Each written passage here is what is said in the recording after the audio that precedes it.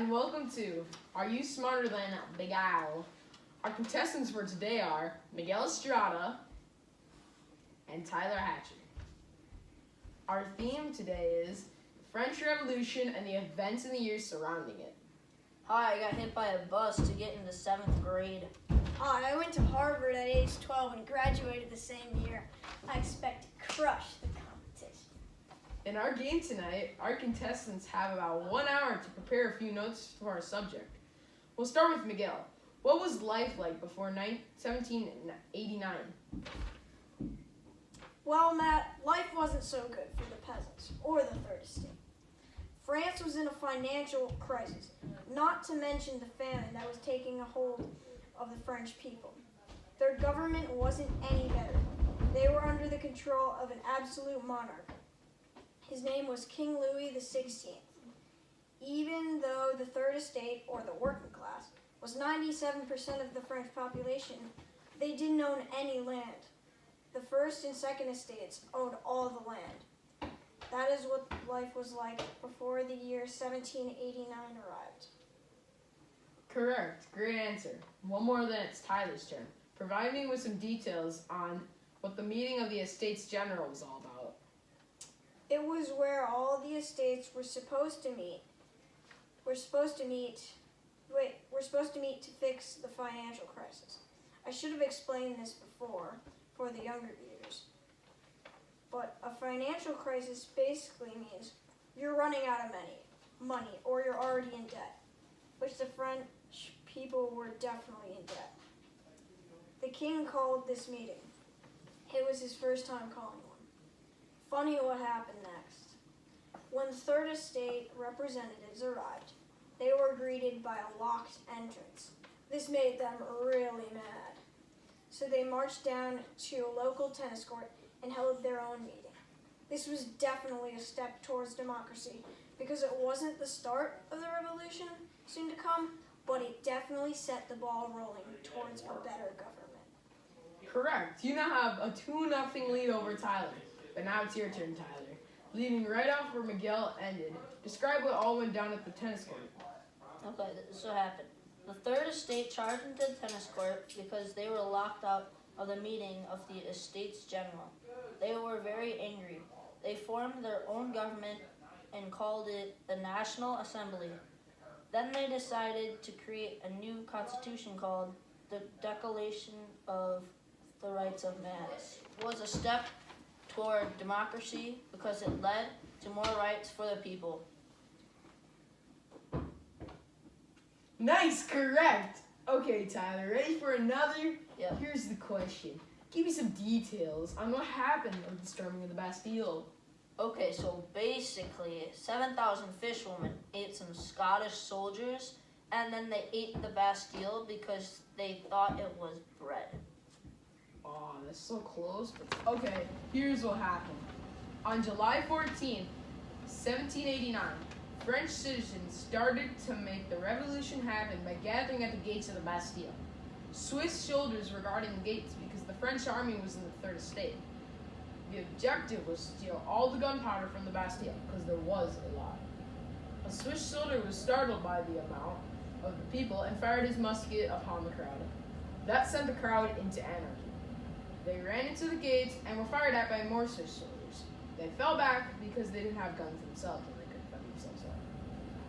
But then, the French army came and supported the peasants. The Swiss soldiers surrendered because they knew they couldn't beat off the people by themselves. They later tore the Bastille apart brick by brick. July 14th today is a holiday in France because it marks the start of the revolution. A revolution is where citizens of the country defy or revolt against their government. This was a step towards a democracy because it was the start of the revolution. Alright, and back to Tyler with one more question. What was the March on Versailles? The fish market woman walked 12 miles to Versailles, where the king and queen's palace, or their official house as royals, back to the fishwoman. They demanded bread from the royals, which was 90% of their diet. A rumor was spread that the queen said, "Let them eat cake." the woman took the king and queen back to Paris and made the king sign into being a constitutional monarch. This was a step towards democracy because they became ruled as a constitutional monarchy. Correct again, Tyler. Only one more question to the golden question, which you will both have a shot at. Yeah! Yeah! Good job. Win. Miguel, are you ready? Yeah. Tell me, what happened during the reign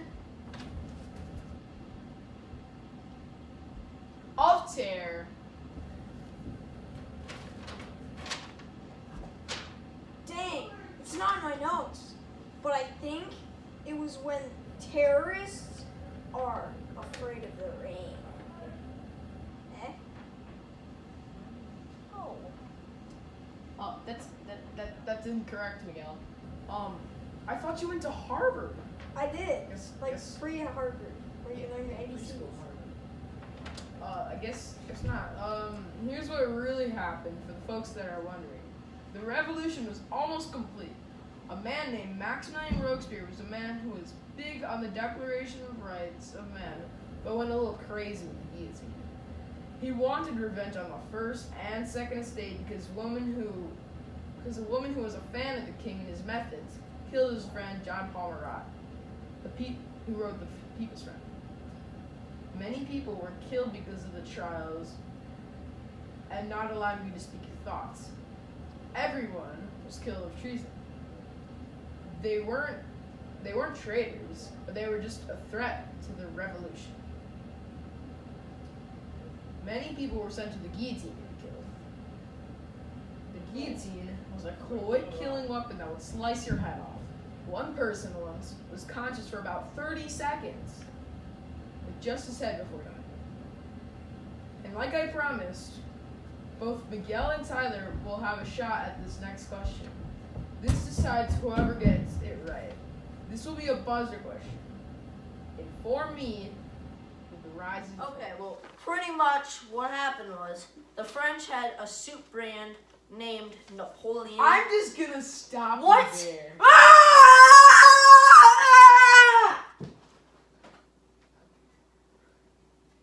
Okay. Before to confuse you any more people, Miguel, yeah, it's your turn. Chance to win. Okay.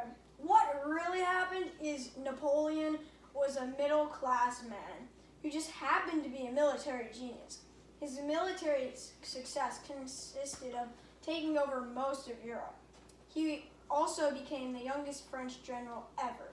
The French were without a leader and saw him fit, so they appointed him emperor or complete ruler. However, when the Pope was going to place the crown upon his head, he took the crown and put it on himself. I think that this is definitely a step away from democracy because France is back to having a tyrant as a leader, and Napoleon is a type of leader that doesn't listen to any ideas of any other people other than his own. Congratulations, Miguel! You are the winner of Are You Smarter Than Miguel? Which comes up to 1,000 times $10. Thank you for watching, and we'll see you next time on.